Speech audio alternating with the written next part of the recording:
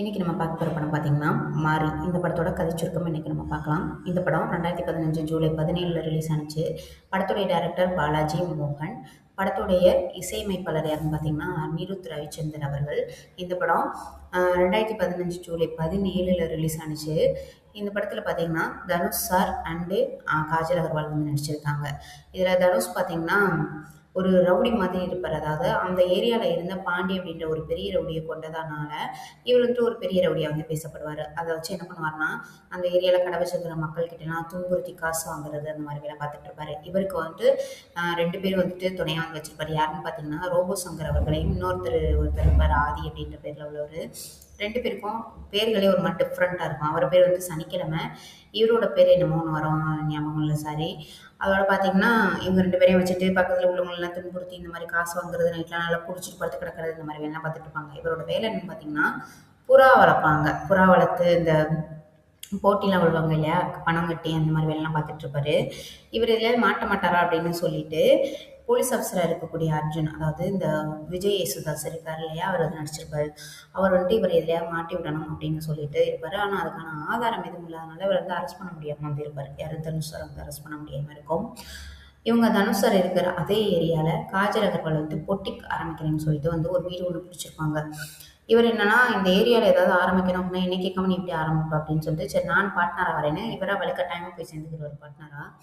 இதில் என்னன்னா அவங்க வந்துட்டு அந்த பொட்டிக்கில் வந்து அந்த துணிலாம் கட் பண்ணிட்டு அவங்களுக்கு தேவையான லெவலில் ஸ்டிச் பண்ணுவாங்க இல்லையா, வந்து செலக்ட் பண்ணிக்கிட்டு இருக்கும்போது ஐயா இதெல்லாம் நல்லாவா இருக்குது, கேவலமாக இருக்காது இதுன்னு சொல்லவும் அந்த வந்த கஸ்டமர் வந்துட்டு போயிடுவாங்க வேணாம் அப்படின்னு சொல்லிட்டு. அதில் வந்து காலையில் ஒரு பயங்கர கடுப்பாகும், என்ன இப்படி போட்டு தொல்லை பண்ணுறான் நம்மளே, யாரும் பார்க்க விட மாட்டேங்கிறான்னு. இதில் என்னன்னா அர்ஜுன் இருக்கார் இல்லையா, அவர்கிட்ட போயிட்டு இவங்க போய் கம்ப்ளைண்ட் பண்ணுவாங்க காஜல் அகர்வால், இந்த மாதிரி எங்களை வந்து வேலையை பார்க்க விட மாட்டேங்கிறான், எங்கள் வீட்டில் நிம்மதியாக இருக்க விட மாட்டேங்கிறான் அப்படின்னு சொல்லிட்டு. அதுக்கு அந்த போலீஸ் ஆஃபீஸர் என்ன சொல்லுவார் பார்த்தீங்கன்னா, நீ வந்து ஏதாவது ஒரு ஆதாரம் கொண்டு வா, நான் வந்து அவனை அரெஸ்ட் பண்ணுறேன் அப்படின்னு சொன்னோன்னே உடனே இவங்க என்ன பண்ணிடுவாங்கன்னா தனுஷ் சாரை வந்து லவ் பண்ணுற மாதிரி நடிப்பாங்க. நடித்து ஏமாற்றலாம் அப்படின்னு சொல்லிட்டு லவ் பண்ணுற மாதிரி இது பண்ணி ரொம்ப ஓவராக பேசவும் இவரும் வந்து நம்பிடுவார். ஓகே நம்ம வந்து நம்ம வந்து ரொம்ப லவ் பண்ணுறோம் போல அப்படின்ற மாதிரி. இதில் என்னென்னா அவர் நல்லா குடிச்சிட்டு இருக்கும்போது நைட் நேரத்தில் போயிட்டு ஏதாவது கேட்டால் அவருக்கு தெரியாது இல்லையா, அதனால் குடிச்சிட்டு இருக்கும்போது போயிட்டு நீ யாரை கொலை பண்ண, என்ன கொலை பண்ண எல்லாத்தையும் கேட்டு அப்படியே தெரிஞ்சு வைக்கிடுவாங்க. ஒரு வாய்ஸ் ரெக்கார்டு ஒன்று பண்ணிடுவாங்க யாரு, காஜல் அகர்வால். அதை கொண்டு போய் போலீஸ்ட்டு கொடுத்தோன்னா போலீஸ் வந்து அரெஸ்ட் பண்ணிடுவாங்க தனுஷ் சாரை. அப்போ அரெஸ்ட் பண்ணிட்டு போனதுக்கப்புறமா பார்த்தீங்கன்னா இதில் என்னென்ன பிரச்சனை, அந்த போலீஸ் ஆஃபீஸர் இருக்கார் இல்லையா அர்ஜுன், அவர் வந்துட்டு ஒரு பெரிய ரவுடி கூட பயங்கர க்ளோஸு. என்னன்னா சந்தான மரக்காரத்துறது அந்த மாதிரி வேலைலாம் பார்ப்பாங்க. அதில் வந்து அவருக்கு வந்து ஷேரிங் போகும். அதில் இவர் ஏதோ ஒரு தடங்களாக இருக்கார் அப்படின்னு சொல்லிட்டு தான் தனுஷ் வந்து அரெஸ்ட் பண்ணணும் அப்படின்னு சொல்லிட்டு ஒரு பிளான் போட்டிருப்பாங்க. ஆனால் தனுஷ் சார் வந்துட்டு ஜெயிலில் இருக்கும்போது ரோபோ சங்கர் இருக்கார் இல்லையா, அவர் வந்து தனுஷ் சாரை பற்றி நிறைய விஷயங்கள் சொல்லவும் காஜல் அகர்வாலுக்கு உண்மையிலேயே வந்து லவ் வந்துடும் தனுஷ் சார் மேலே. அவர் வந்துட்டு ரிலீஸ் ஆகி வந்ததுக்கப்புறம் போயிட்டு சாரி கேட்பாங்க, மன்னிச்சிடுங்க நான் தெரியாமல் பண்ணிட்டேன்னு.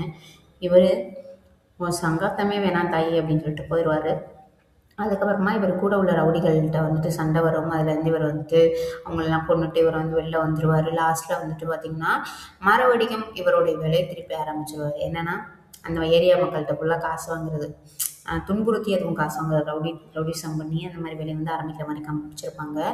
இந்த பார்ட்டில் என்னென்னா காஜல் அகர்வால் அண்ட் தனுஷ் 2 பேரும் சேர்ந்துருக்க மாட்டாங்க. எல்லா படத்துலையும் வந்துட்டு ஹீரோ ஹீரோயின்ஸ் இந்த மாதிரி லாஸ்ட்டில் காட்டிருப்பாங்க இல்லையா, இவர் வந்துட்டு எனக்கு பொம்பளைங்களே வேணாமா அப்படின்னு சொல்லிட்டு போகிற மாதிரி தான் இந்த படத்தில் வந்து காமிச்சிருப்பாங்க.